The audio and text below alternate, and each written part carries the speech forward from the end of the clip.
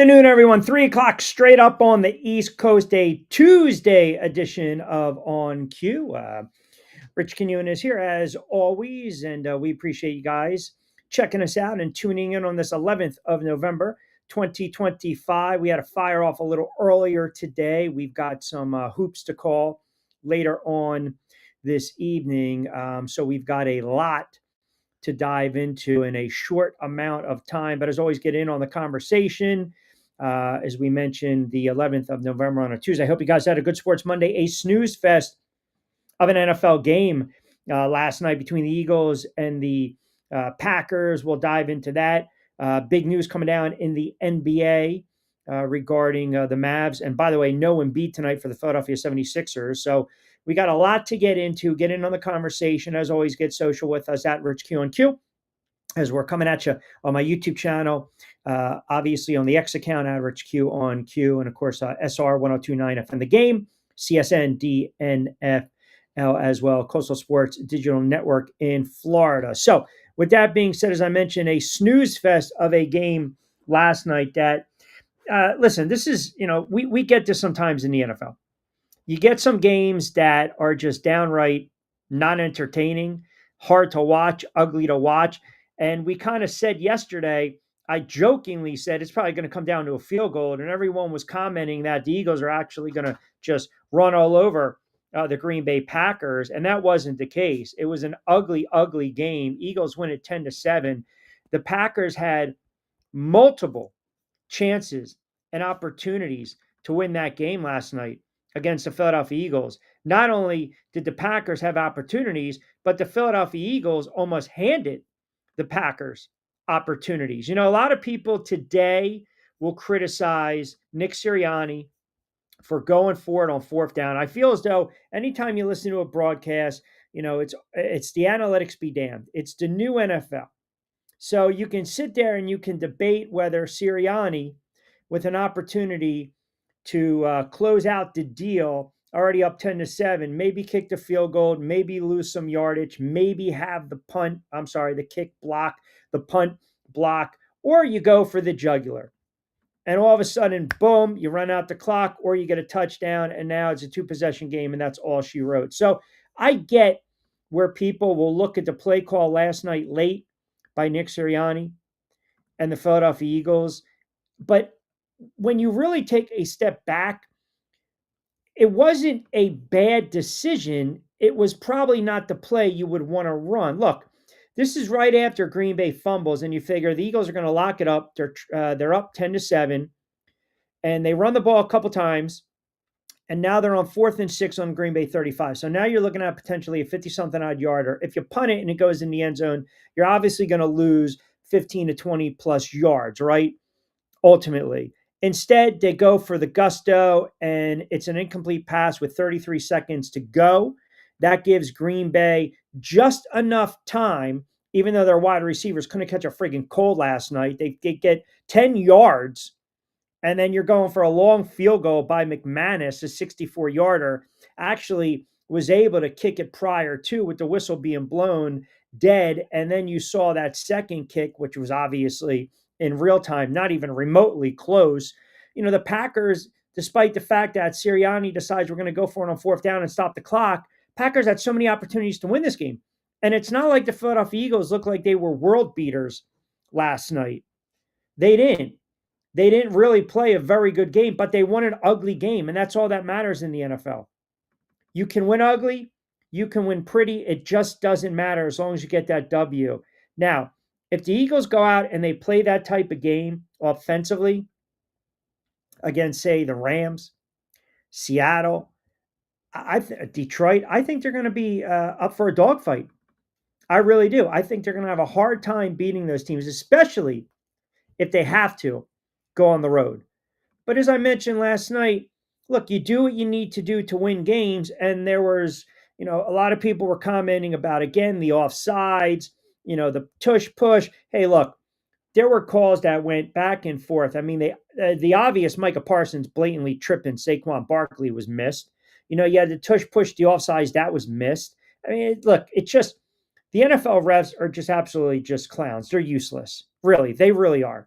So the 4th and 6, you go back to that play. And if you're an Eagles fan, you're like, here we go. Let's ice these guys. And I have no problem with it. It was just a play call. And Sirianni is going to stand by his decision because he's an aggressive coach and that's what he does. The old school analytics or lack thereof will sit there and say you take the points or you punt it and you play defense. Now, you could have made a case for that too because last night, Green Bay showed you one thing. If they can't run the football, their offense is shot. They're done. They're absolutely done. And I'm watching Jordan Love play last night, and I'm thinking to myself, this guy's making how much money a year? And the wide receivers did not help him out at all. Bo Melton had a game to forget. Special teams had a game to forget. They could not really get that ground game going to take the pressure off Jordan Love, but he was missing a lot of throws. I mean, a lot of throws. Even Aikman was like, oh, if you just lead them, if you just let them, if you ripped it a little early. I don't know. I don't really focus too much on the Green Bay Packers. Obviously, watching the game last night, and I thought Jordan Love at times is a very sporadic quarterback, almost inconsistent on the level of Jalen Hurts, but Jalen Hurts, much better quarterback at this point of their careers, respectively, than Jordan Love. But Jordan Love will give you flashes, and I think that's where the frustration comes in if you're a Green Bay Packers fan. Jordan Love gives you like flashes, right? And we talked about this yesterday when we were handicapping the game. What Jordan Love were you going to get? Were you going to get a Jordan Love that played, lights out a couple weeks ago against Pittsburgh?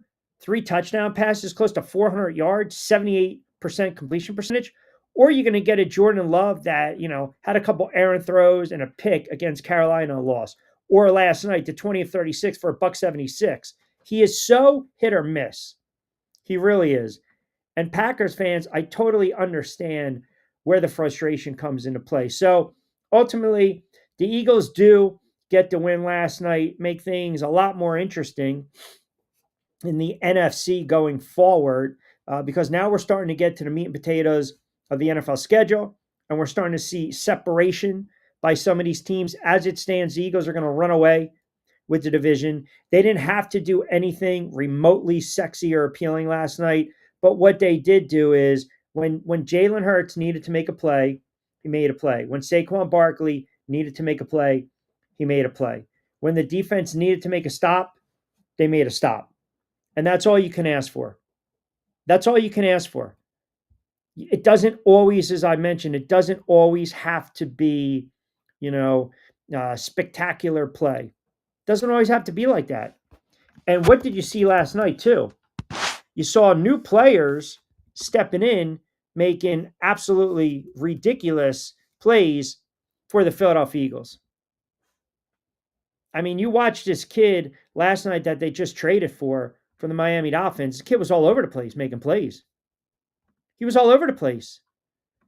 A ball hawk, jumping on that fumble, making tackles, cleaning up tackles, gap discipline, control, not playing out of position, flying around the football. That's what you love. And it's another great move, once again, by the GM, Howie Roseman. This could, Jalen Phillips, what do you have? 6 tackles last night, 4 solo tackles for loss, a couple quarterback hits. I mean, you were clamoring for that type of linebacker. This kid's 25, 26 years old. His career is probably going to die in Miami, even though he actually had 3 really nice seasons to start his career. Accumulated close to 20 sacks from the linebacker spot early on. So the Eagles got the win last night. If you're a Packers fan, you've got a lot of question marks. You got a lot of questions to answer if you're a Packers fan, because you start to wonder right now if Matt LaFleur is on the hot seat in Green Bay. Because I'm telling you, even though Jordan Love can make it seem like they have the confidence in LaFleur, there's a couple things I wonder why last night. Even late with the 4th down play, which to me was absolutely embarrassing. It was absolutely embarrassing because you've got timeouts you don't even set and you rush to play, and the Eagles knew exactly what was going to be called, and the play basically blew up in your face. Couldn't get off the ball, couldn't get off the line. The timing was off. The Eagles easily blew it up. To me, that's miscommunication. Quarterback's got to know better. It's a fourth down. It's the game. If you got to take a timeout there, you take a timeout. And they chose not to. But it was like a cluster. I mean, it really looked bad last night. And the wide receivers did not help out Jordan Love, but he also missed a lot of throws. A lot of throws. And again, man, I think it's kind of hit or miss. It's hit or miss, man. I mean, because when this kid plays certain teams, he looks really good. But the Eagles, they know how to scheme and game plan. And Jordan Love just did not play particularly well. He just didn't. And I'm not going to sit here and tell you that he's not a solid franchise quarterback, but I'm going to tell you that he's not a top 10 quarterback. He's just not. 170 passing yards, 1 turnover, 53% completion percentage. Again, I'm not going to sit here and compare to what a 21 or 22-year-old rookie is doing. That's not what I'm going to do. Jordan Love's been in the league now for a cup of coffee for a moment, right? We were praising Jordan Love and the Packers a couple seasons ago when he put up big-time numbers against the Dallas Cowboys in a playoff game. So we're not going to sit here. Jordan Love right now, this is his 3rd season as a full-time starter in the NFL. This is his 5th overall season. He's 27 years of age. He's played in 51 games. So a couple years ago when he threw for 32 touchdowns and 11 picks and 4,000 yards, everyone was saying top 10. Now we're not going to give him the criticism. That's nonsense. That's nonsense. And you had several bad possessions, within the final minute. And you couldn't even cross the 50-yard line, let alone score on both drives. And you can criticize LaFleur's offense and the play calling. Absolutely. Absolutely. Now, I've already seen some beat writers come out and said, this guy's coaching for his job right now. He's coaching for his job. But again, you listen to what Love said post-game. LaFleur called the final run play, and you had several questionable play calls on offense throughout that loss last night. And again, the second to last drive, you have hurry-up mode, time's ticking off the clock. You elect to call an inside zone run with Jacobs out of the shotgun on 4th and 1. It looked just so disjointed from the get-go from the 44-yard line. And you're sitting there telling me you like the look by the Eagles, light box. That play was going to get blown up from the get-go. The Philadelphia Eagles snuffed out that play immediately.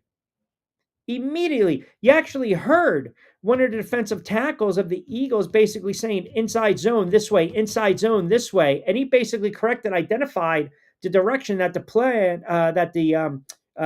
direction of where they were going to run that play. Jacobs got the ball, tried to find room, and they completely closed the gap on him. And that was pretty much all she wrote. And it was bad because the ball pops loose. You get the fumble, and here we go. And the other thing was, even if you gain the necessary yardage, the officials called the Packers for illegal formation, which was several of them that wiped out a 22-yard gain. Now, if you want to also tell me, look, how much do you blame Jordan Love? Matt LaFleur did not call the cleanest game against the Eagles last night. But when you look at a quarterback that's making a substantial amount of money, and he's supposed to be the face of the franchise, and he goes 20 of 36 for $176, 0 touchdowns against the Eagles, 55% completion percentage, his worst single-game completion percentage of the season thus far, right? He also committed 2 fumbles, and you lose one at the Eagles' 27-yard line where you had an opportunity to at least get 3 to go into the half and feel pretty good about yourselves. Now, again, did he stand in the pocket and make a couple plays? Yeah. But a lot of his receivers bailed him out, but he also missed throws. The quarterback's always going to take the hit. And you got to play much better. Jalen Hurts did not have the cleanest of games, but as I alluded to, when Jalen Hurts had to make a throw, when Jalen Hurts had to make a play, Jalen Hurts made a play. When Saquon had to make a play, Saquon made a play. That's the difference from a good team to a very good team. And almost a borderline, at times, great team. And you're defending Super Bowl champs, and they came out and they played like it. They flat out played like it. All right, 15 past 3 o'clock hour, cranking up on a Tuesday edition of On Cue. We're powered by our good friends over at Three Brooks Bourbon. Get ready with tea. Fresh roasted coffee. Check out the show notes. Promo code is BYP20 for 20% off your first purchase. And of course, our good friends over at Play It Again Sports, two locations, Deptford and Mount Laurel. Quick timeout. We'll come back on the other side. A lot of NFL talk, as I alluded to. And again, you've got some, I guess you can say, fallout from Brian Daboll getting fired on Monday by the New York Football Giants. Now you got some anonymous sources, anonymous players. This is what happens when the coach gets fired. I'll give you my thoughts on that. Joe Shane, all these names that are being tossed out there, potential head coaching candidates for the Giants, the pros and the cons. We'll also touch a little bit on the NBA. All right, keep it locked in. Quick timeout. We'll get to your some comments on the other side as well. It's a Tuesday edition on cue.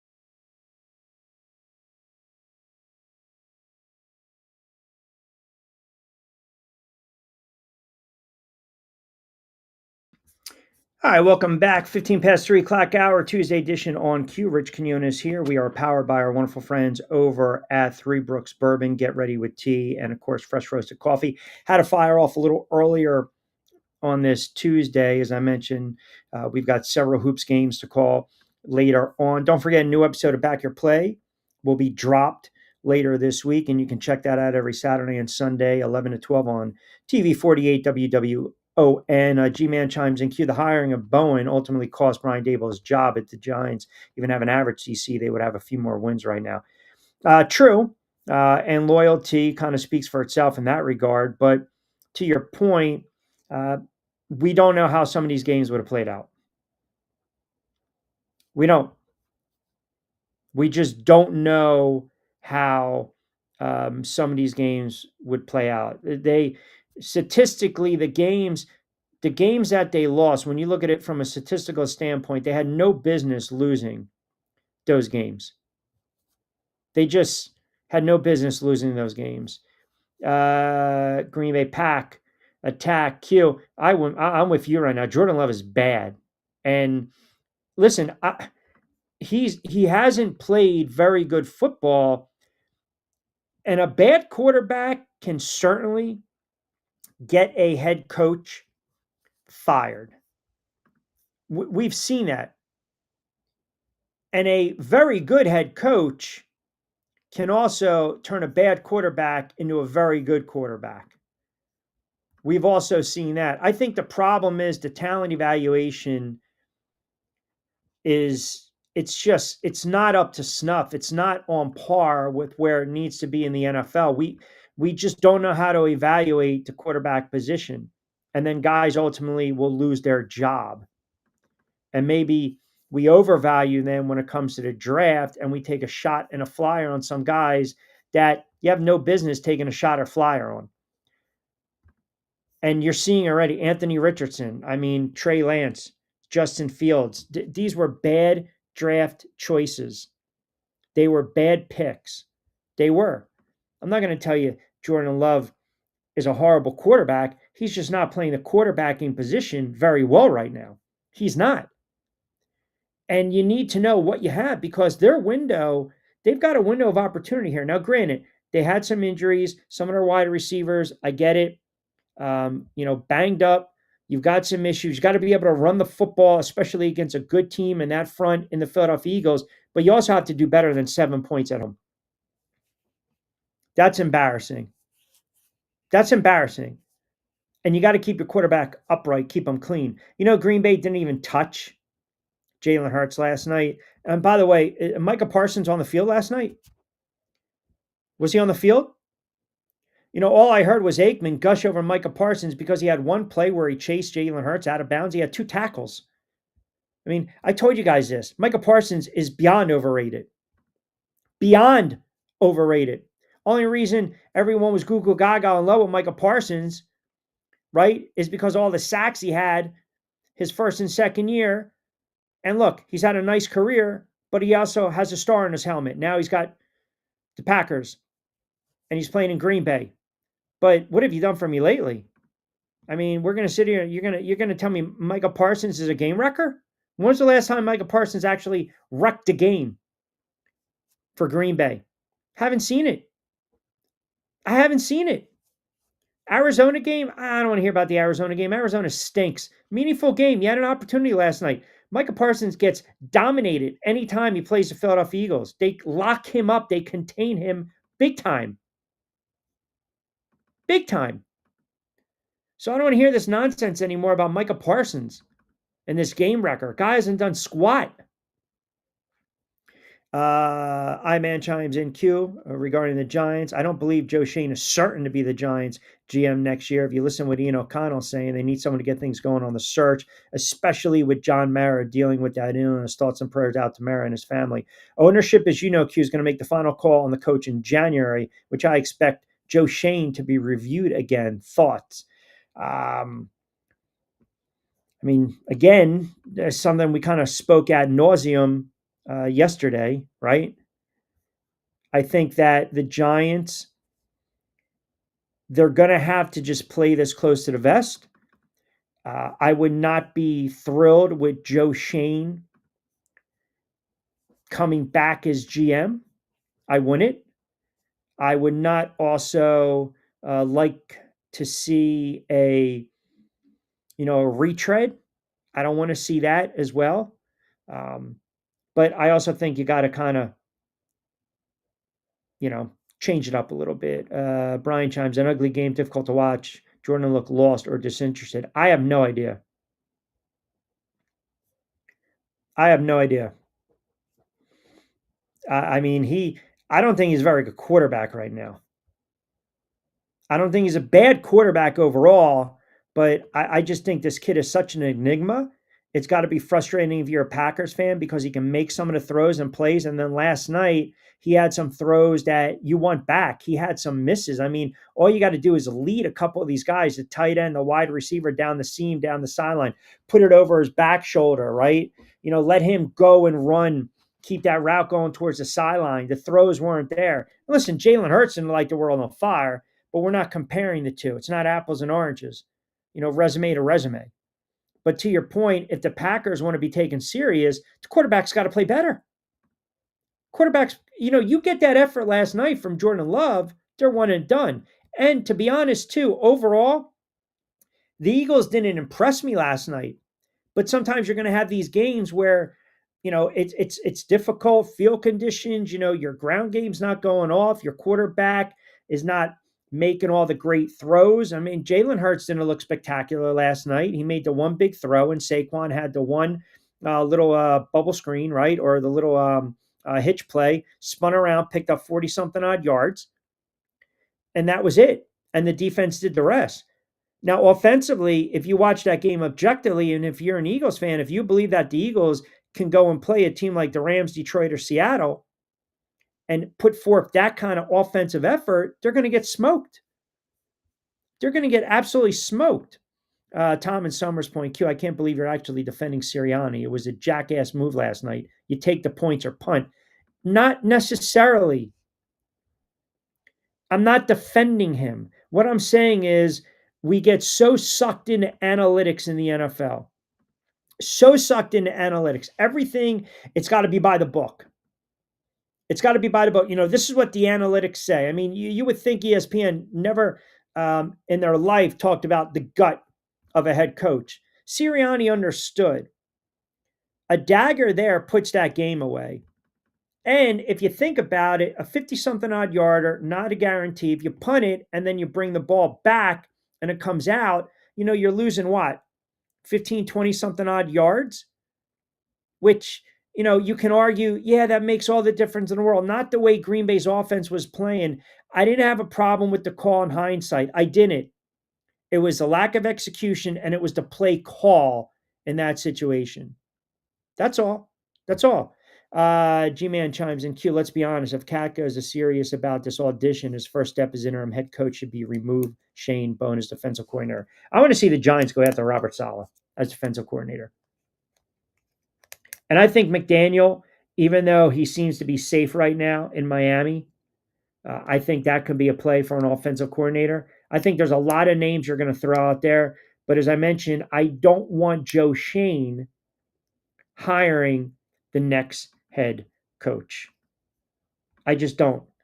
New headphones. Who this? New phones. Who this? We didn't hear from you yesterday. What happened to Jacksonville, brother? QA, after all this supercomputer talk from Cleveland about Gabriel and 32 teams telling us Sanders isn't any good, is all the proof I need to know talent evaluation is trash. I talked a little bit about this yesterday. I know you didn't. We missed you yesterday, but I did bring this up regarding Cleveland. And I don't want to stray too far down that rabbit hole, but the Cleveland Browns, at this point, if you're Kevin Stefanski, what harm is it to give Shedeur Sanders meaningful reps? If you feel you're going to lose your job, so for instance, the other day, the Giants had the ball, goal line situation, right? And we're in a situation right now where Brian Daboll knows he's going to lose his job. He knows he's going to lose his job, period. So you get a flag on the play, you get the ball pretty much half the distance of the goal line, and they still elect to take the points. And for the life of me, if you know you're going down with the ship, that to me is like take the shot, right? So I say it to say this. When you look at the situation with Kevin Stefanski, all I'm hearing is, well, if he was fired, you pick him up as an offensive coordinator, he's going to get a job fairly fast, quickly. And who knows what's going to happen with the GM.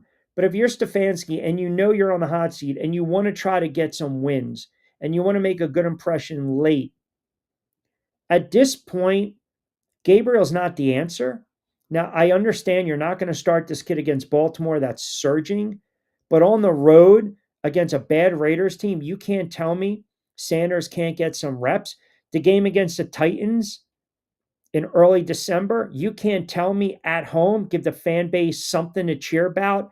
That'll be the first of 3 to close out the season at home. They have 3 home games, including that one.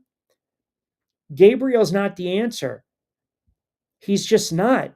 So see what you have in Shedeur Sanders. Look, ultimately, at this point, everyone knows in their mother.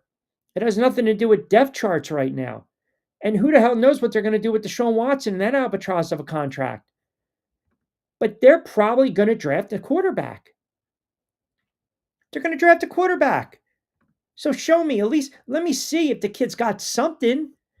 It's an audition too for other teams that might want a quarterback on the cheap, or maybe a backup project on the cheap to back up, a veteran that sometimes gets hurt or banged up, right? It just doesn't make sense. And to Vince's point, yes, the evaluation of the quarterback position is so bad in the NFL. Give up on Baker Mayfield, give up on Sam Darnold, give up on Geno Smith, give up on Daniel Jones, all these cast offs. Mac Jones, give up on him. There is zero eye for talent when it comes to quarterbacking position in the NFL. And then what happens is, because we have no patience, head coaches know they're on the hot seat. They got to win now. So they do kind of play it safe and they go with the bridge, or you rush that rookie. Look, I was fine with exactly how the Giants did it. I mentioned this.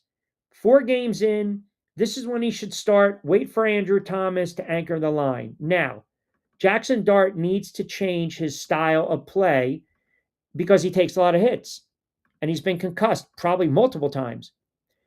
But the head coach also has to protect the franchise quarterback.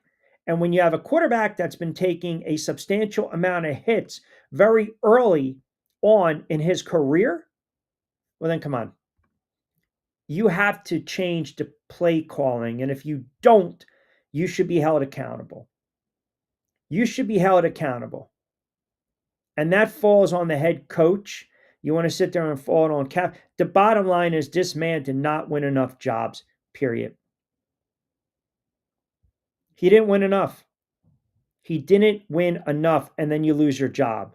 There's really no sugarcoating it. You don't need to do an over-analysis of it. It's going to happen with some of these other coaches. Stefanski's on the hot seat. Taylor's on the hot seat. McDaniel's on the hot seat. LaFleur. I mean, they better figure it out with Jordan Love. They better. They better figure it out fast. Because you paid them a lot of money, man. At the end of the day, what do we always talk about? Contract, and then what? We look at your production on the field. Well, 4 years, 220. That was an extension in July of 2024. 75 million signing bonus, 160 million in guaranteed money. You got to take this team far. You got to take this team deep in the playoffs, or the head coach is going to lose his job. Miami, Tua, here you go. Right? Contract extension off a big year. Got to make the playoffs. Got to go for a deep run. Instead, inconsistent play, turnovers, injuries, concussed, doesn't say the right things. Now, you get a nice win over Buffalo, but maybe that was an aberration. Who knows? Joe D. Philly chimes in. Q, a win is a win is a win. I have no problem with Sirianni actually being aggressive. Like you said, I just didn't like the play call. And that's okay. B-Dash chimes in. Q, always loving the show and the Giants talk. There should be no reason the G-Men shouldn't get the top candidate as internet head coach. If there's a reason why the Giants can't get the top candidate, then fire that reason, i.e. Joe Shane. Yep. There's pros and cons, right? You can't sit there. You basically made it clear Jackson Dart wasn't your guy. But if you're going to sell me on, well, Malik Neighbors was his draft pick, come on, stop. That's low-hanging fruit. But no matter what, when you go to Wikipedia, when it's all said and done, the GM will get tagged with that Jackson Dart signing, period. Matty Ice chimes in, Q, I'm a diehard Eagles fan. That was an absolute snooze fest. Now, I'm going to push back a little bit. I still think the Eagles are going to be okay come playoff time, but I thought last night was an opportunity for that offense to keep clicking on all cylinders like they did against your Giants, and I didn't see it. Yep. Offensively, they struggled last night. And it's not like the Green Bay Packers were doing anything spectacular or out of the ordinary. They weren't. They really weren't. Just the Eagles' offense sometimes has a track record of being slow.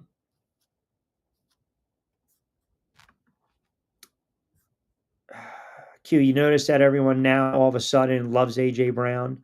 Who's that from? JD? I don't know where that's coming from. I mean, AJ Brown is AJ Brown. The guy wants to win. We knew he was never going to get traded. I mean, it's just ludicrous for anyone to actually think that the Eagles were considering trading AJ Brown. Did Jalen Hurts throw in his direction a lot last night? No, he didn't. AJ Brown had 3 targets, but we know that Devontae Smith is the go-to guy. And we saw it on the 36-yard touchdown catch, right? Goddard, they target Goddard. They target Saquon more at times out of the backfield than they target AJ Brown, but they're still going to need AJ Brown. They're still going to need AJ Brown. You will see AJ Brown will get the targets going forward. He will. They're going to get him into the offense. It just hasn't been that type of season. And sometimes your number's not always called. I mean, it doesn't always have to go to number 11. This team has a lot of weapons. And at times, Jalen Hurts will fall in love with the running back. He will fall in love with the tight end. And it's just how he is. By the way, so for those that decided, hey, we're going to take a flyer on Travis Hunter as defensive rookie of the year and offensive rookie of the year. Wow. His season is done. And, that kind of Jackson Dart's going to win offensive rookie of the year. But for everyone clamoring about Travis Hunter, surgery to repair isolated LCL injury in his right knee. Wow. Beyond the LCL, there was no additional damage to the knee. This is per Jacksonville. So he's going to be out the rest of the season. That's unfortunate. He'll need about 6 months to recover. That's unfortunate because the kid can play. And again, you want to see him out on the field. You never like to see young rookies go down. You just don't. And I think this probably is also going to change your thinking on having this kid playing, both sides of the football, to be quite honest with you. I really believe that. KC chimes in. Q, what do you think of Dougie P for the Giants head coach? Nope. Take it somewhere else. Robert chimes in. Q, I know you're such a Tomlin fan. Wouldn't it be something if the Steelers decide to part ways with Tomlin and the Giants snag him? Yeah, I don't think that's happening. Tomlin seems to have that lifetime contract. I was thinking about this too the other day. If you go back to, let's say, 91, the Giants have had, let's see, Ray Hanley, Dan Reeves, Fossil, Coughlin. There's 4 right there. McAdoo is 5, Shermer 6, Judge is 7, Brian Daboll is 8. Now they're going to be on their 9th head coach in 34 years. 9th head coach in 34 years, which, if you do the math, we're looking for a new head coach, or the Giants are looking for a new head coach every 4 years. And again, that is never a good thing. And then conversely, Jeffrey Lurie takes over the Eagles, I believe in 95. So you had the cup of coffee to close it out with Ray Rhodes. You had Andy Reid for all those years. You had Doug. You had Chip. You had the debacle with Doug. Well, pardon me. You had the debacle with Chip. You won a Super Bowl with Doug. That ran its course. And then you have Sirianni. So you're talking 4 or 5 head coaches in 30-something odd years. H-Man chimes in. Q, did you see that Micah Parsons is firing back at Colin Cowherd? You're right. He's not only insensitive. I think he meant sensitive. He's only sensitive, but he's also overrated. Yeah. Micah Parsons goes on Twitter and he's talking about holding Saquon to 60 rushing yards. I mean, It you're paid to make the game wrecking play. So when you want the sacks or the picks or the fumbles or the tackles for loss, it's all about the stats and the accolades. But then when you have a bad game, but yet you hold the team to 10, it's all about the team defensive effort. You can't have it both ways. You can't. Micah Parsons is a liability against the run. He is. He is. So Green Bay wants to make the splash. They make the move for Parsons, and here we go. It's going to get him over the hump defensively. What has he done to wreck a game? He hasn't done anything yet. He hasn't. I mean, Coward's right, and I don't ever agree with anything he says. You want to be an impact player. You want to wreck the game. We're not seeing it. We're not seeing it at all. Right? I'm not. Are you? You have to be able to wreck the game. You have to be able to make plays. You got to be able to have a team that's got to fear you. They want a game plan for you. And I'm not seeing it this year. And it was a big move for the Green Bay Packers. That move apparently was to get them over the hump. Now, the offense has to split the bill. The offense has to step up. They haven't been able to do that. Green Bay is a good football team. They're not playing very good football right now, and the quarterback needs to play better. He just needs to play better. You can't be an NFL quarterback making that type of money and miss those gimme throws. Where if you just lead them, that's a touchdown in stride. That's a reception. That's a third down conversion. Yesterday, I mentioned the keys to this game are going to be the third down conversions, which teams can convert. And then obviously, you saw the Eagles do it when they needed to. They got the win. They're 7-2. The Packers right now, you're 5-3. You're looking up at the Bears and you're looking up at the Detroit Lions. And oh, by the way, Minnesota's right there. So you got a congested NFC North. And if Jordan Love continues to play as poorly as we've seen, now you're going to get a gimme this week because the Giants are most likely going to go with Jameis Winston. Packers should be about 7.5 point favorites on the road. That's how bad the Giants are. But then you have the Vikings divisional game, the Lions divisional game, the Bears divisional game. I mean, the Packers season is going to be made. It's going to be broke or made probably that first week in December. Robert chimes in, Q, I'm a diehard Packers fan. I think they just need to let Jordan Love rip it loose. Yeah, but when you say that, they don't. Here's what I see from the Packers and Jordan Love. This is what I see. I see a head coach that doesn't trust his quarterback. That's what I see. I see a head coach that doesn't trust his quarterback. And that's a recipe for disaster. Quarterback has to instill confidence in the head coach. The head coach has to instill confidence in the quarterback. And that's by the play calling. And conversely, that's by the play of the quarterback. We're not seeing it this year. We're not seeing it with a lot of teams. So, yeah, you're saying take the training wheels off, year number 3, 4. If you want him to throw the ball down the field, then the wide receiver's got to catch it, but he also has to make the throw. So you can't have it both ways, Robert. So what I see right now, again, I'm telling you, I see a head coach that has no confidence in his quarterback. I just don't. And his quarterback's not giving him confidence because of his play. 40 past 3 o'clock hour, quick timeout. We'll come back on the other side. We'll get through your comments as well. Keep it locked in. Tuesday edition on Q.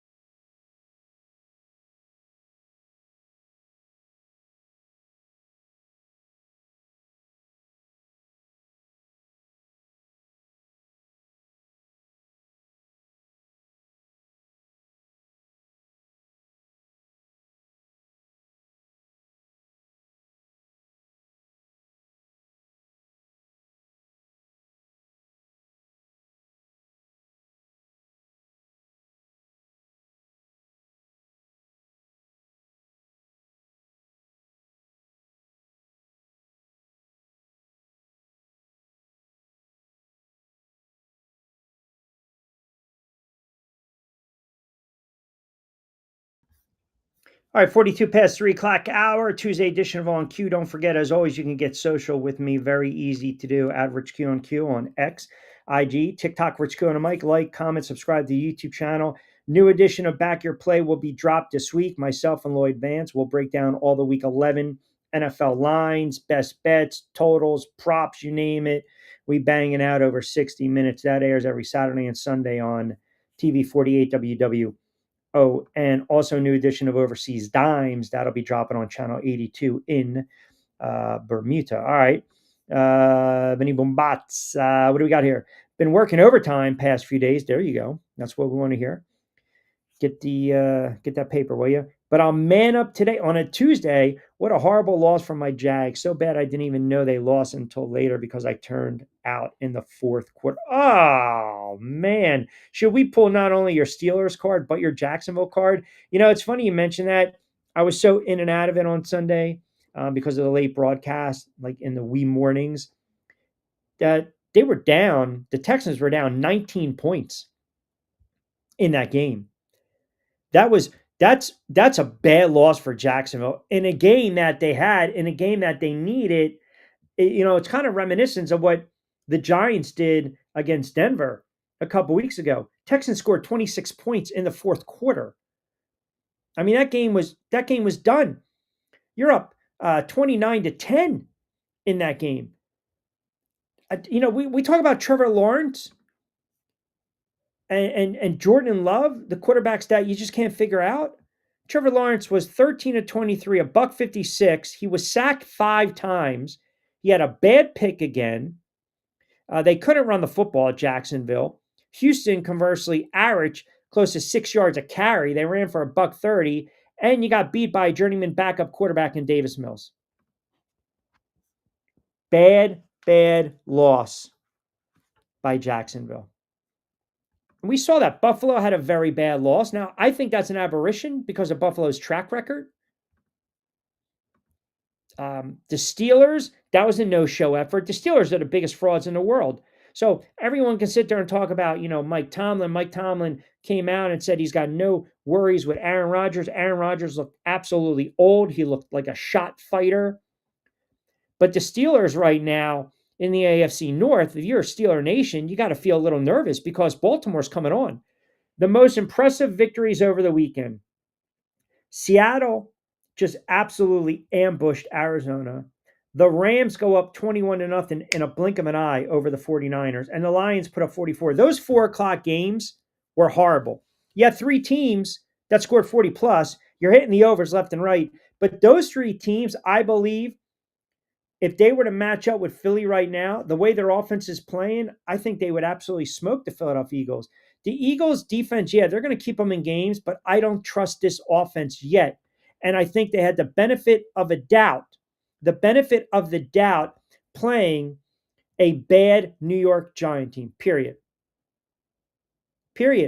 A bad New York Giant team that was coming off a debacle letdown of epic proportions against the Denver Broncos, and the Eagles picked them off at the right time, and that was the get-right game, and the Eagles turned around, and they needed to just figure out a way to get that offense going. Big Blue chimes in. Q, what do you think about Mike McCarthy, one of the odds-on favorite to become the next head coach of the Giants? If you want a head coach that is going to win you 10, 11 games, you got to have the talent, right? But I don't know, man. Here's a guy that had Hall of Famers in Green Bay, Hall of Fame talent, and you won 1 Super Bowl with Aaron Rodgers, and the following year you go 15-1, and you lost to the Giants 38-16 in a divisional round, and everyone knows that Mike McCarthy, sometimes his coaching methods, his play calling, it will drive a fan batty. So I mentioned his name the other day. You're talking about a winning coach. That's what they're looking for. Forget about playoffs, right? And I'll throw Gruden's name out there. You got to throw Belichick's name out there. Kingsbury name, you got to throw it out there. Flores, you throw it out there. Roberts, you need a head coach that has head coaching experience and can just calm the waters right now. Just calm the waters. Because again, you want a guy that knows how to win. And I'll tell you something else. Sometimes you can be a very good coordinator and a bad head coach. Matt Patricia was a horrible head coach, but I'll take a guy like Jim Schwartz or Matt Patricia as a defensive coordinator. I'll do that. And here's another name, offensive coordinator. It's not going to be Mike Kafka. Charlie Weiss Jr. Charlie Weiss Jr. That's the name that's been flown around. He was Dart's OC at Ole Miss. So again, if you kind of put it together, you have to figure out a way to bring in a head coach that it might not be the sexy hire, okay? Might not be the sexy hire, but gives you stability, consistency, knows how to coach on the NFL level. And now when you have former, or I should say current Giant players, former Giant players, some of them have just basically ripped the franchise to bits, and understandably so. But you have current players basically saying that, in so many words, we're not sad to see him go. We're not sad, and I'm paraphrasing by their reaction, because he was coming in and he butted heads. He butted heads. He butted heads with Wink. He's butted heads with players. We saw the nonsense on the sidelines. We saw going back to Daniel Jones. We saw it with Neighbors. We saw it with Burns, who's a stud. And they've got talent. They have got talent. But you need a head coach that can cultivate and coach that talent up. Right? Brian chimes in. Actually, pardon me, Lester chimes in. Q, excellent point you brought up on Devontae Smith. He is definitely Jalen Hurts' go-to guy. Right now, he's better than A.J. Brown.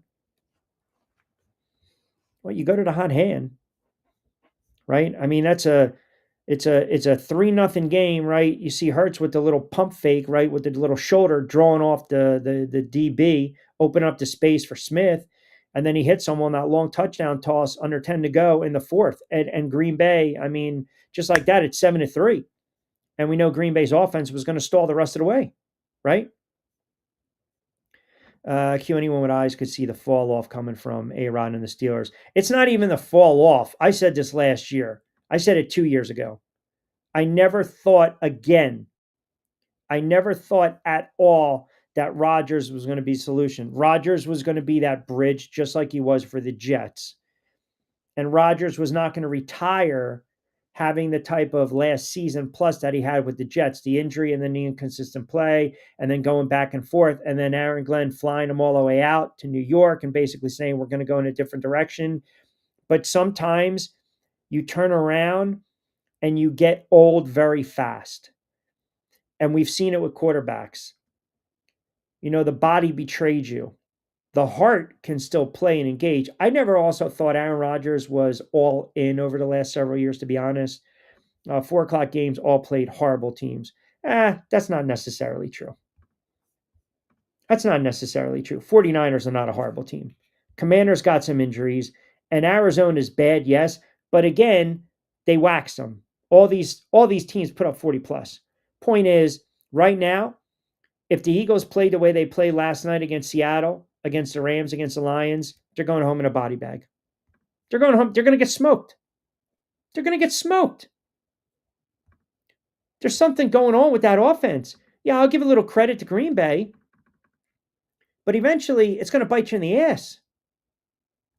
You can't just rely on, let me convert a third and forever, or you get bailed out by the refs, or they miss false starts, or you think Saquon's going to break one every single time.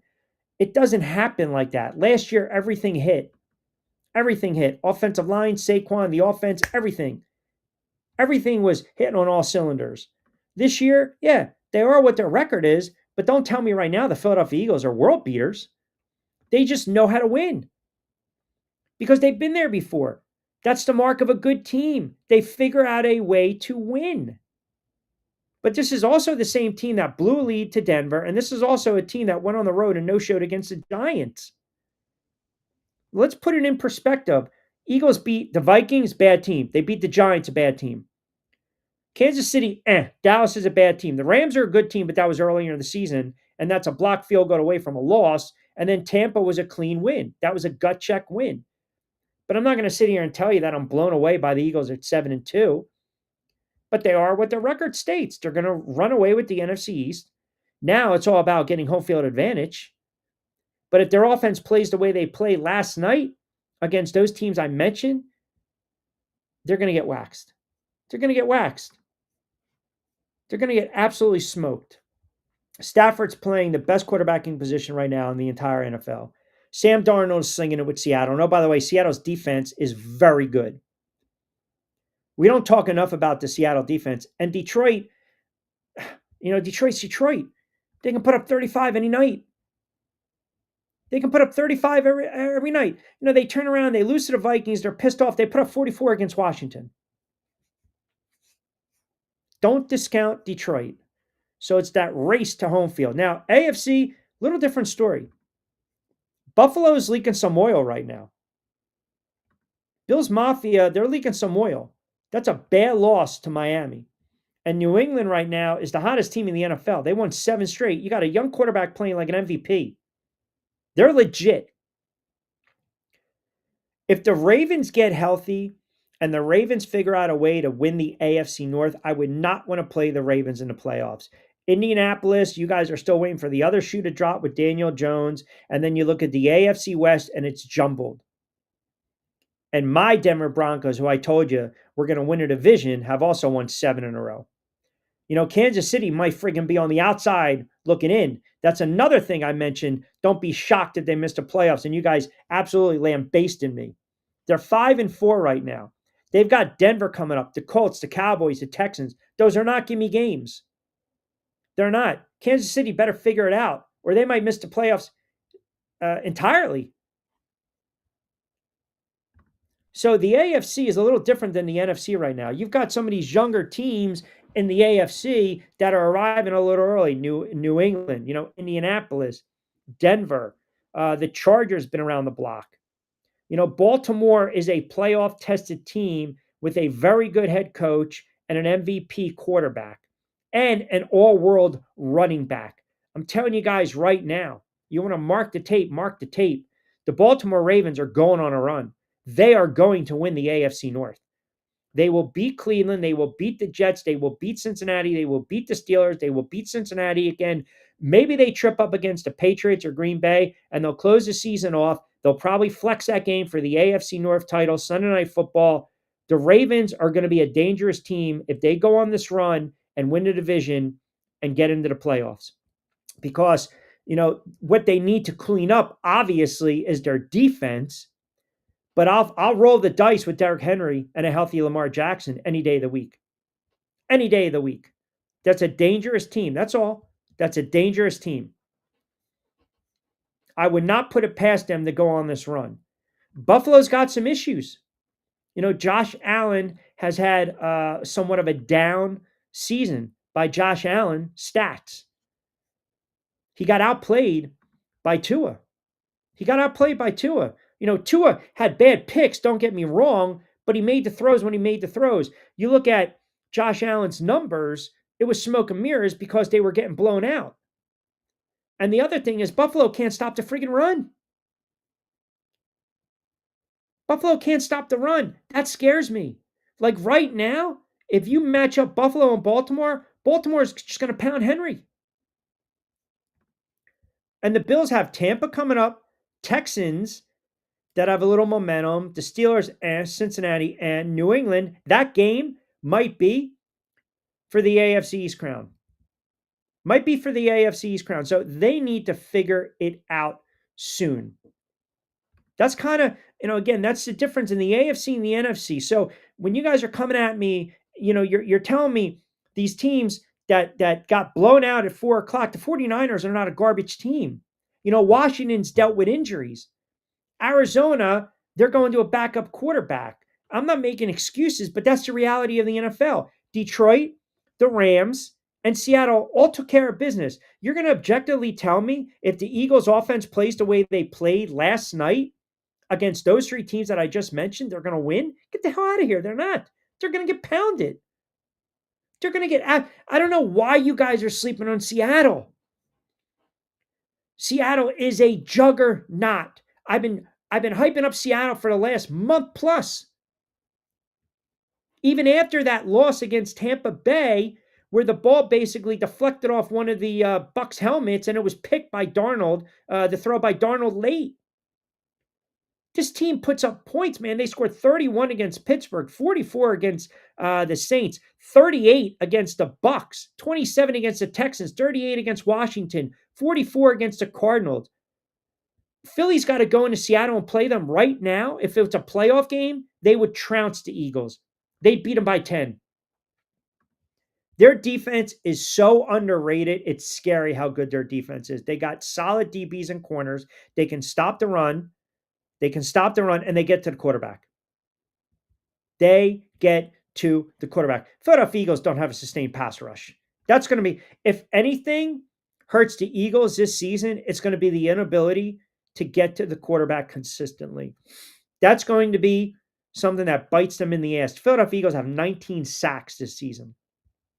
19. 3 of them are from a defensive tackle. The other 3 are from a linebacker. Just put it in perspective, man. I'm telling you right now, you guys are sleeping on the Rams and you're sleeping on Seattle. And I get it. You guys look at Seattle, and I'm telling you right now, before I even pull up the comments, you're going to look at Seattle and you're going to say it's all about the quarterback. The same argument can be said with Indianapolis. You guys are waiting for the other shoe to drop with Daniel Jones. Sometimes you're going to have a down game. And they haven't shown you that the body of work, the resume is we can go and win the big game. Now, Daniel Jones went on the road and beat Minnesota a couple years ago. And Daniel Jones, when you pressure him and you get that pass rush, you get that high right pass rush, and you force the issue with Daniel Jones, like a lot of quarterbacks in the NFL, he's going to make a mistake. So we kind of know the MO on Daniel Jones. We know the MO, but the reason is you kind of say, wait a second. If they just get that ground game, keep it churning out with Taylor, it's always going to open up the offense because now you're stacking a box. You're keeping that ground game honest, and maybe you're stacking it with 8, and you got some good wide receivers and a tight end. Daniel Jones with time in the pocket will pick you apart. He will. Now, are we going to sit there and say the blueprint's been set? I think you kind of know. If you pressure him a little bit, the internal clock, that light doesn't go on at times. He holds on to the ball a little too long. He'll take a bad sack, a little loose change with the football, the fumble here and there. That happens. And I believe you guys feel the same way about Sam Darnold. And I know ad nauseum I've mentioned this. Regular season, close it out last year. Minnesota, Detroit, you spit the bit, and then they spit the bit in the playoffs. Okay, I get it. But they can distribute the football. He's got weapons. They got to do a better job of running the football. But I'm telling you right now, they can win games with that defense alone. You might not have to have Sam Darnold go out and go 20 of 28 for 288. You just might not. He's on pace to throw well over 30 touchdowns again, and he's got 6 picks, and the offensive line has kept him upright. He's only been sacked 10 times. His completion percentage this season is 71%. What does that tell you? What does that tell you right now? That's a career high. He's making smart, safe throws, but he's taking shots when they're there. I'm telling you, do not sleep on Seattle. That's all I'm saying. I think people are sleeping on Seattle is because they're waiting for the other shoe to drop with Darnold. Jovan chimes in. Saquon can win the rushing title within the last 3 games if the defending Super Bowl champions are still playing for home field advantage. I mean, that might be, again, I don't even know where to go with that comment. So it's all about Saquon winning the rushing title. That's where we're at right now. If you're an Eagles fan, that's where we're at. Okay. So, I'm just saying Jonathan Taylor's got about 1,200 rushing yards right now. Jonathan Taylor Jonathan Taylor is the best back in the NFL right now. Right now. Just to let you know, Saquon has 579 yards. So I don't know where your math, where it's coming. I don't know. But Saquon's not winning the rushing title. And what do you want? You want a rushing title or do you want another trip to the Super Bowl? Eagles pass rush looked much improved last night with Phillips, and Hunt is coming along. Phillips was a difference player, but you need a sustained pass rush. And I think a lot of times, Jordan Love was able to slither here and there. Now, the Darnolds of the world, the Baker Mayfield to some extent, the Staffords, they're not the most mobile quarterback. But if you hang in the pocket and the offensive line does what they need to do, those quarterbacks, they'll shred you, man. They will pick you apart. So if the pass rush comes on, Jared Goff, if it comes on late, that's one thing. I'll tell you another team that I think could be a sleeper. And I know they're not really good, but just hear me out. It's because the quarterback is playing with confidence and he's shown mobility is Chicago. I'm not going to suggest Chicago is a good football team. That was a winnable game for the Giants. I'm not suggesting. What I'm saying is if they get in the playoffs, they're young enough. You've got a head coach that understands the NFC, very familiar, obviously. You've got a quarterback now that hasn't taken a substantial amount of hits. That offensive line has also kept them clean. He's only been sacked 4 times. He's playing with confidence. Caleb Williams, I think people, including myself last year, were like, okay, verdict's still out. This kid, he didn't make a lot of plays in the third quarter, but when he needed to make plays, he made them in the fourth quarter against the Giants. He made them against Washington. I think he's starting to grow up. And we're talking about that second season. Obviously the Cincinnati game, that wild game. He's growing up. He's making plays. He's thrown 4 touchdowns over his last 2 games. I think he has 1 pick. And he's playing clean football. And the offensive line is doing a really good job. He was sacked 6 times in the first 2 games of the season. He's been sacked 4, 5, 6, 7, 8 times since. So they're protecting him, max protect. He makes plays with his legs. Chicago could be an interesting team if they get into playoffs. Seattle reminds me of Detroit last year, minus injuries, flashy numbers in the regular season, but can they do it in the playoffs? That's a tough spot to play in on the road, right? Tough spot. Your Commanders and Bills cannot stop the run. That's what are we hung? What are we hung? Commanders and Bills cannot stop the run. No, Buffalo stinks against the run. What's I don't know. I don't know. Eagles fans, I don't know. Maybe I don't know. Was there something in the water last night when you were watching it? Did you get to watch the game? You going to tell me Buffalo can stop the run? They gave up 200 friggin' yards to Miami on Sunday. Come on. Did you watch the first game of the season against Baltimore? Derrick Henry's still running. Eagles fans, do me a favor. Please, just stop with the nonsense. Worry about your offense. Worry about your quarterback, who's a friggin' enigma. Seriously. He's an enigma. If we want to start to revisit that top 10 quarterbacking conversation right now, he ain't in it. I got news for you. He's not in it. Hurts is the most overrated, overhyped quarterback of the decade. Well, it's always overshadowed by the wins, though, right? I'm not going to say overrated, overhyped. You win a Super Bowl, you're Super Bowl MVP. You outplay Patrick Mahomes twice. There's something to be said about that. He wins. He's not about the stats. And we're so sucked into stats because we are a stat-driven sports society. We want these sexy, gaudy numbers. He doesn't always provide them. But case in point, it's what I started to show with. When he needed to make a play, he made a play. When Saquon needed to make a play, it almost reminded me of those Donovan Westbrook teams, right? Donovan would make that third down play or Westbrook would bail him out. Well, Saquon kind of bailed out the offense last night. And then Hurts made the play when he needed to make the play. I mean, that's the reality. It's not hating.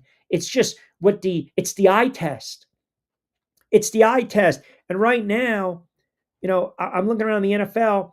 I can give you 6, 7, 8 quarterbacks that are playing a much better game of football under center than Jalen Hurts is. I mean, I can do that right now. Daniel Jones is playing like an MVP. He is. He is. Matthew Stafford, MVP. Sam Darnold, MVP. Williams playing really well. Jared Goff playing at a high level. Dart before he got hurt. Now, I'm not going to say he's better than Jalen Hurts, but, Josh Allen, even though he's had a down year, Drake May. Jalen Hurts is a good quarterback. I'm not going to sit here and say that Jalen Hurts is overrated. I'm not going to say that. I'm not. Because Jalen Hurts has learned to not make the mistake. He hasn't really made the back-breaking mistake. He's only thrown one pick this season. That's it. But he's also not going to give you the flashy numbers, but they're going to be steady Eddie. Steady Eddie, 19 to 24, a buck 86, a touchdown or two, no picks. I'm not going to fumble. There are a couple throws that he misses, but that's who he is. But for the most part, Jalen Hurts has had a clean season, and Saquon hasn't had a monster season. Now, to be fair, before you guys get on me, I also brought this up.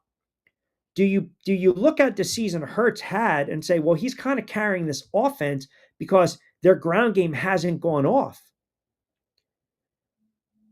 I mean, look, his throws are safe at times, and when they need to be aggressive, he will take shots down the field when they need to. Hence the touchdown toss to Smith. Hence trying to go for Brown late, trying to go for the dagger on 4th and 6. His completion percentage is under 69%, close to 70. That's pretty good. He's averaging right around 7.8 yards an attempt, but he does fall in love with certain weapons. They want to get the tight ends involved, Saquon out of the backfield. He's not going to force feed it to A.J. Brown, but he just wins. He just wins.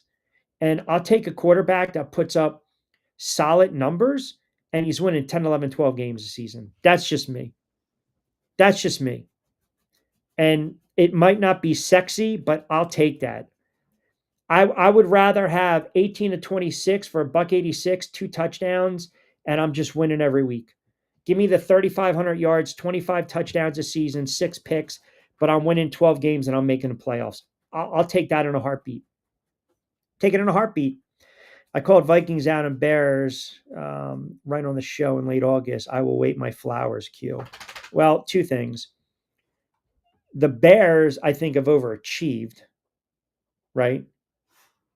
Oh, you called Vikings out and Bears in. Okay. Pardon me. You called Vikings out. And, well, before you get your flowers, do you not recall me saying Minnesota will regret not signing Sam Darnold? And now look, right? Look where they're at. So good call by you. The Vikings obviously are going to miss the playoffs, and the Bears right now are trending towards making the playoffs. And Williams, the ground game, they got some good running backs, little running back by committee, and they got a coach that is kind of bought in. And here's the other thing. So God bless you, Kiki. The Bears fire Poles. I'm sorry, the Bears fire Eberflus. They don't fire Poles, and then they allow Poles to get the next head coach. And now it's worked out. Food for thought. I'll take a top 15 quarterback any day of the week. Yeah, so will I. I will. He's made many mistakes, but he just gets away with them. Drop picks, poor reads, you name it. Talking about Hurts. Yeah, he is. He's not a.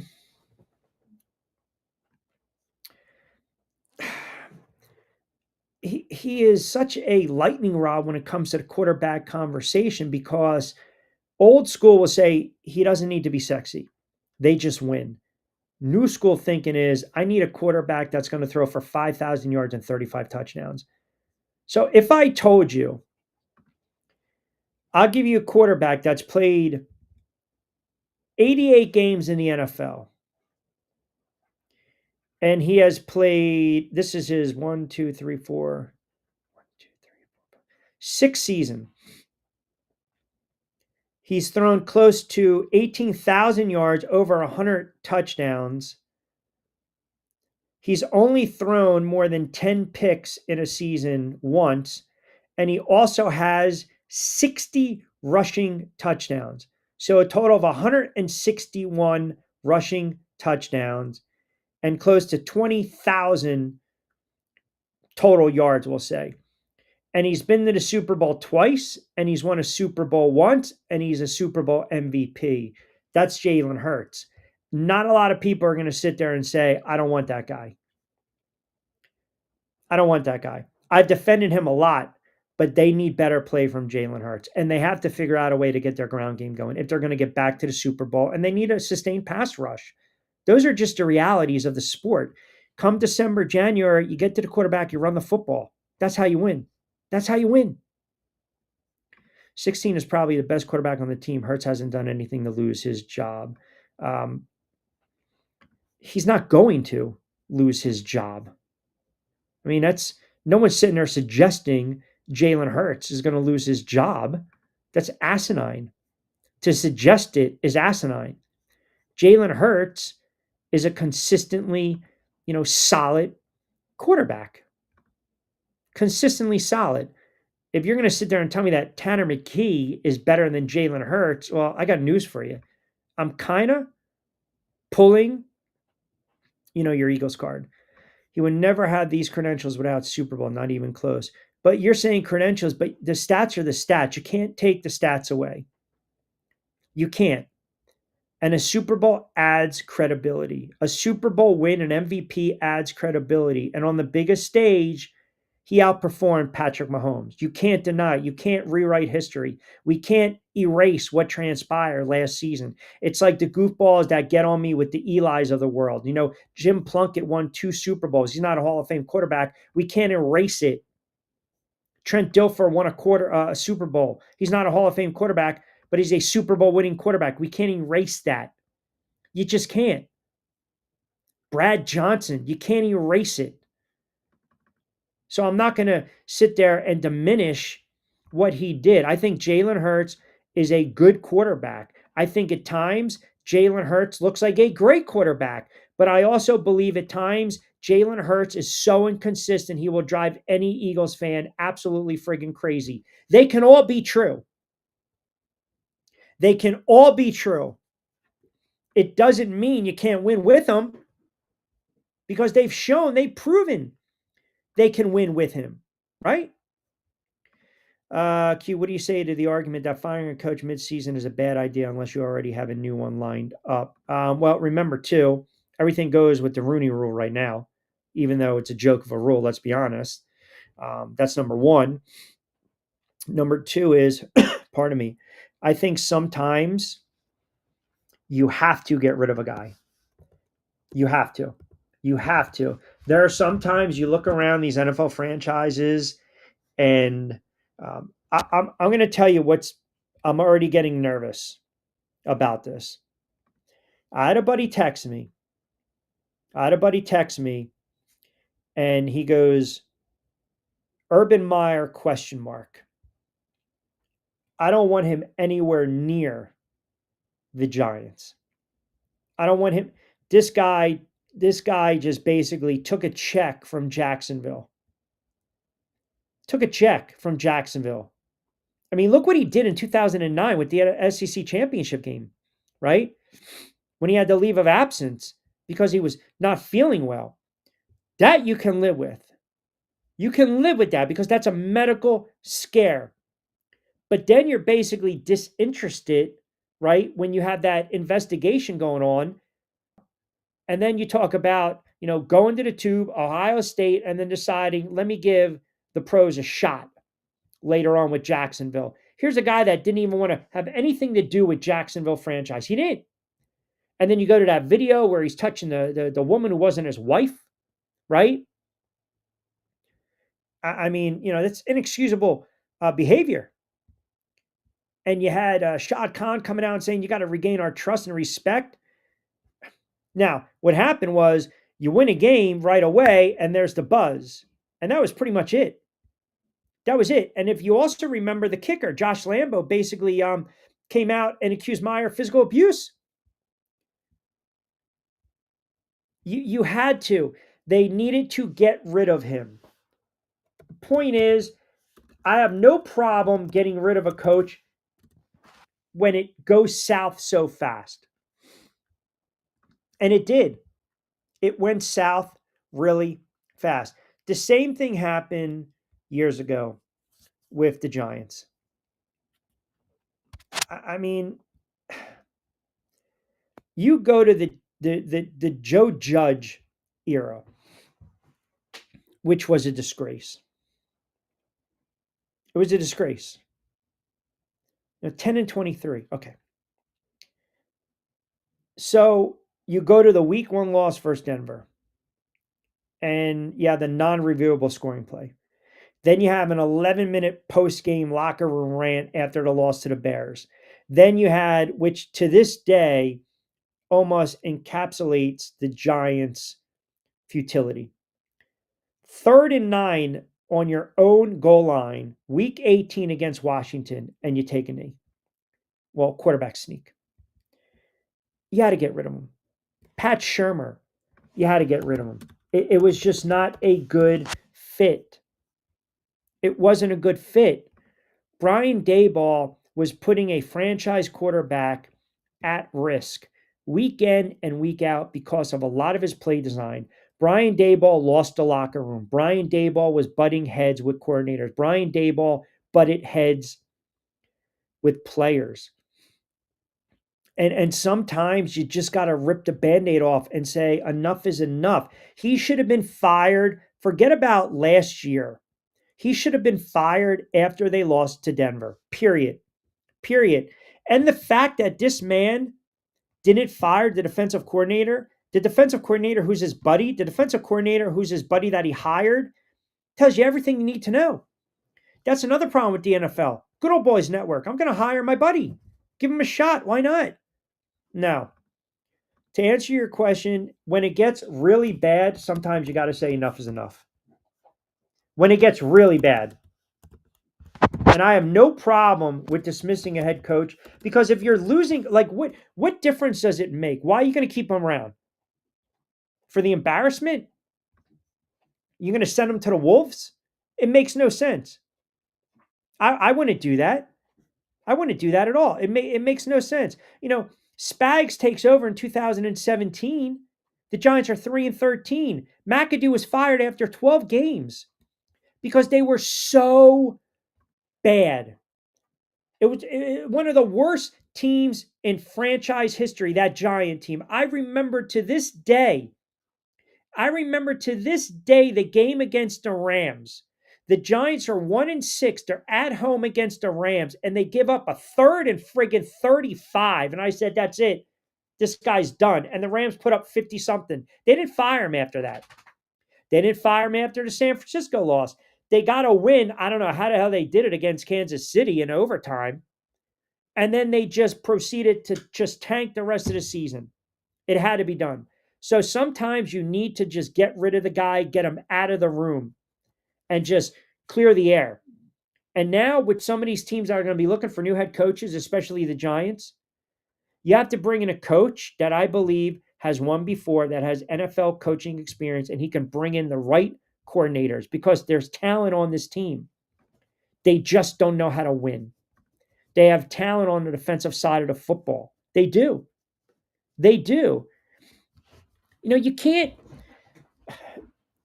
I argued last year with a lot of Giant fans and football fans. I don't believe you bring a lame duck head coach and a GM back with a rookie quarterback. I don't. And that's exactly what they did. And they didn't give these guys a contract extension. And I came on the air in August and said, the Giants, you guys know this. I said, they will be lucky to win 3 or 4 games at best. At best. And when you don't make a change, when you see the handwriting on the wall, you set yourself up for failure. And it's basically just madness. It's insanity. You're doing the same thing over and over and over. That's what this franchise has done over the last 10 to 15 years. The Jets have done it. Cleveland's done it. Tampa Bay did it years ago. The Titans are going through it right now. Miami's probably going to go through it if they make a change in the season or after the season.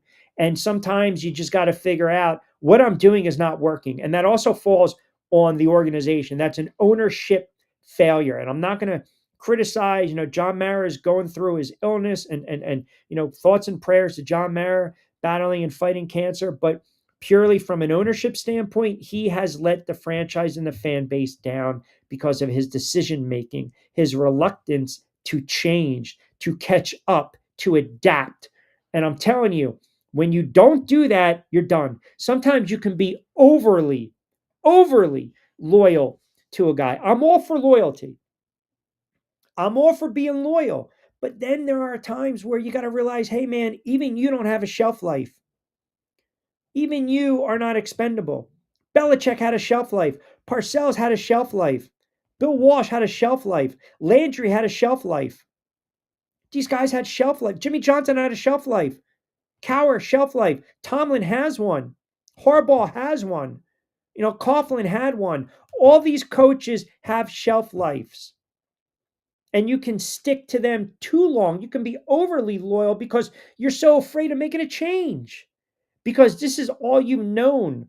When Baltimore and Pittsburgh, when the shit hits the fan with these two franchises, they're going to make a hard decision. What do we do with the head coach, respectively?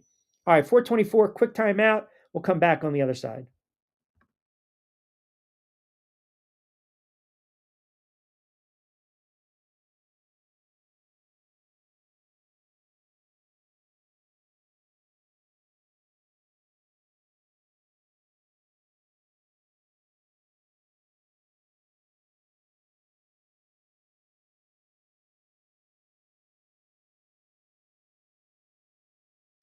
All right, got about 5+ to play with. Let me bang through some of these comments. I agree.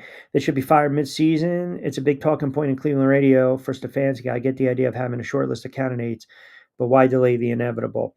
I think a lot of it has to do, would they be having that same conversation if Stefanski decides to start Shedeur Sanders, right? Is it a different conversation? Like starting Sanders now is not going to save Stefanski's job. That ship has sailed. It's sailed. Now, I think he can be an exceptional coordinator, but again, he's just not a good head coach. And once you jettison Flacco, that was your opportunity to start Sanders. Was it not? That was your opportunity. Give the kid some reps.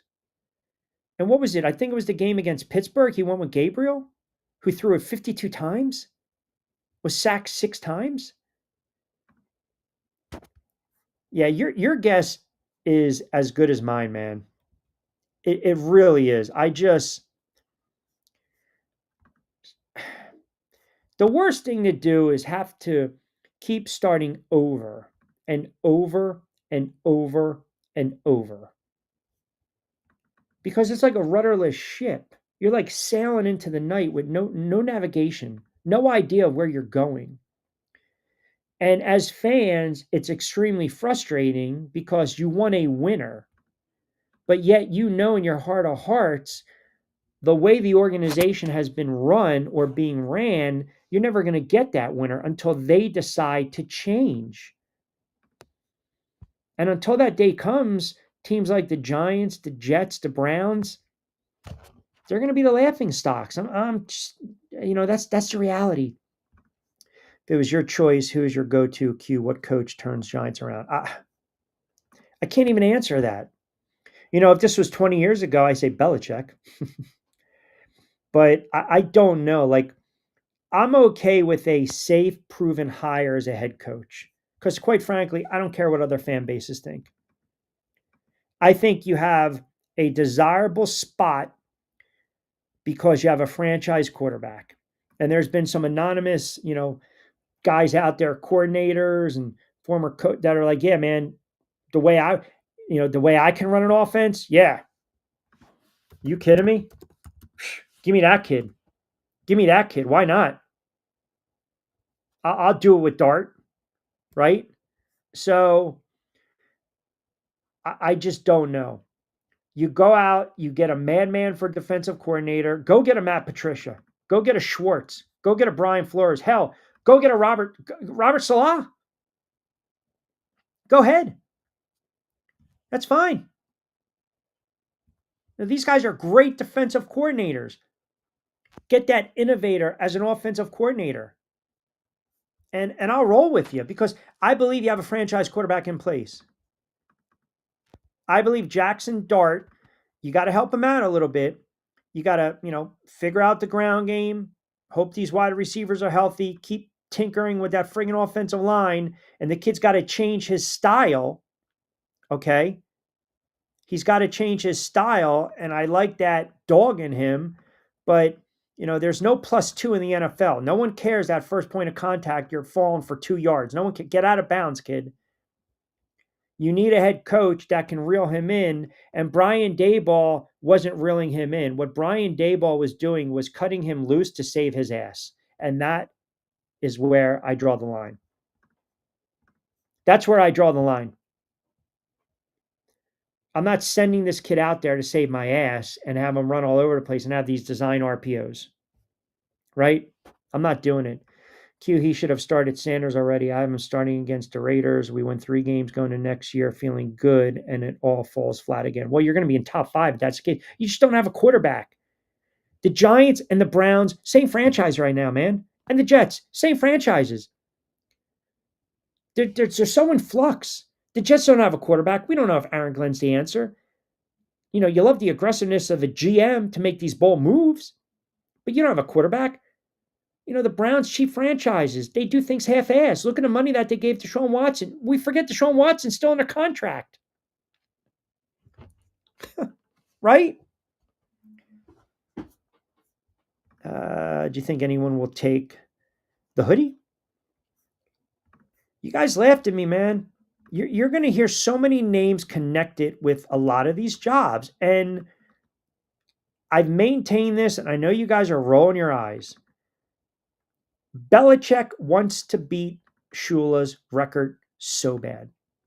And say what you want about Belichick, he is a savant when it comes to football. If you believe he's lost a step or two, okay. But maybe that's why you bring in the right coordinator and you're getting a defensive-minded coach with Belichick. And you also turn around, you bring in an innovator, offensive coordinator. Belichick doesn't worry about the offense. He's hanging out with the defense. Giants need to fix their defense. Is it a pipe dream? I don't know. Is it, fantasize, fantasy, romanticism? Maybe. He's got the affinity for the Giants. We all know that. Success with the Giants under Parcells and those Super Bowl teams, it's almost like coming full circle. I can't tell you if he's lost a step because he's not succeeding in college, which everyone knew was going to be hard to do. The argument, you can just throw Belichick anywhere and he'll be successful. That's not the case. It's not the case. You have to be very careful what direction you go here. Because if they get it wrong, it's one of the reasons that Joe Shane should not be the GM. And there's no guarantee he's going to remain the GM. If the Giants, I'll say this right now on the record, if the Giants go and they win one more game and they finish season 3-14, Joe Shane's out of a job. He's out of a job. So you're going to look at some of the misses. You're going to look at some of the hits. He didn't want Jackson Dart. You got it on record. Film doesn't lie. Don't sell me Malik Neighbors. Sorry. Great wide receiver, got to be on the field. Daboll wanted Jackson Dart. We know about the whole Saquon thing, the whole stuff, again, with McKinney, the whole stuff with bringing in, some of these other guys and these bad contracts and the drafting of some of these guys, i.e. Neal, i.e. Hyatt. He's had hits and he had misses. Most GMs do. But they can ill afford to have a miss at the head coach. And I don't trust this man hiring the head coach. And that's where the ownership group has to say, no, we're going to sign off on this. Go out and do your, due diligence. Mike McCarthy is not going to be the sexy hire. It's not. It's not going to be the sexy, oh my God, I can't wait. But again, You bring him in. What does he have familiarity with? The NFC East. Where do the Giants struggle when they play divisional opponents? I'm just throwing it out there. I'm just throwing it out there. Right? Here's a guy, McCarthy, wasn't retained after 2024, replaced by a special teams coordinator and Brian Schottenheimer. So he drove Dallas Cowboys fans crazy, but he also won 10 games a season. He won 49-25. And they also made the playoffs. And by the way, I'm not even talking about what he did with Green Bay. He took Aaron Rodgers, molded Aaron Rodgers, took Dak Prescott, molded Dak Prescott. So if you want an old school coach that can do what? Build a winning program, and they have young talent. You've got Neighbors, you've got Scatterboo, you've got Carter, you've got Burns, you've got Tracy, you've got Dart. Hello, you've got some weapons. You still got Thomas, you still got Lawrence, you've got weapons. The other thing is, think about this. Titans need a coach. Titans are going to have probably top 2 or 3 draft pick again. They might also be rumored and linked to McCarthy. So now you're sticking him with another young quarterback. Titans are not, I don't think they have, obviously not the juice and pedigree that a franchise like the Giants, not of late, have, but you're going to connect the dots, right? Titans drafted Cam Ward first overall. They believe he can blossom into a franchise quarterback. And when you have a young quarterback, you want a proven head coach that has won, that has worked with quarterbacks, that have gotten the best out of quarterbacks. And that's what McCarthy has done. Like him or loathe him. Like him or loathe him. The guy's won. The guy's won everywhere he's gone. Now, deep playoff runs is one thing, but if you told me you hire Mike McCarthy and the Giants go from 3 wins to 6 wins to 9 wins in a playoff spot in 2 years, I'm going to run with it. And I've got all these young these young players that are cheap on the hook over the next 3, 4, 5 years, and I got some draft capital. Sign me up. You're going to hear so many names coming in. Whether it's going to be Gruden, whether it's going to be McCarthy, whether it's going to be Belichick, whether it's going to be, the Flores of the world, the Salas of the world, the Kingsbury of the world, your hot commodity coming out of college. You can just throw in, coaching candidate name, insert. You're going to get 4, 5, 6 guys. 4, 5, 6 guys that you can say, hey, that's not a bad candidate. And you can make a case for and against. Lane Kiffin, here we go, right? So I believe it's still a desirable job. It's the New York market, right? Stefanski would be interesting as a coordinator. And the thing is, like a guy like Orlovsky that keeps pushing for Stefanski as a head coach is because they're tight. They're tight. But there are names out there. Clint Kubiak. I don't want Doug Peterson. Davis Webb is kind of out of left field. Robert Salah, I'm telling you, man, I know you're going to say, God, no, but I would hire him in as a second as a defensive coordinator. And oh, by the way, as a defensive coordinator, not a head coach. Now, it's the debacle with the Jets. Robert Salah is a fantastic defensive coordinator. Fantastic. So I'm telling you, man, give me as a DC. And the other thing is, let's call it for what it is. The Rooney Rule is going to get Robert Salah a bunch of interviews. That's just the reality of it. And I'm okay with that. Bring him in, Schwartz, Patricia, defensive coordinator. Give me an innovator, offensive coordinator, right? And then take that veteran coach. That's one before. I'll take my shots. All right, got to start wrapping up on a Tuesday. Back in the saddle mañana, as always. We got to call hoops tonight. Appreciate you guys keeping us locked in. Appreciate the good friends over at Three Brooks Bourbon. Get ready with tea. Fresh roasted coffee. New episode of BYP dropping. We will get into that later on in the week. NBA tomorrow. I wanted to talk a little more about this Nico Harrison situation in Dallas. We'll touch base on the NBA. Back in the saddle tomorrow. We're going to try to hit 4 or 5. We got hoops later on Wednesday night as well. But don't forget, check out the notifications on your YouTube channel. Excellent stuff with the comments. Always appreciate you guys chiming in. Have a wonderful Sports Tuesday. Be safe, be sound. We'll be back in the saddle on a Wednesday edition of On Cue. Until then, I'm Rich Quinones. Hasta luego, buen día.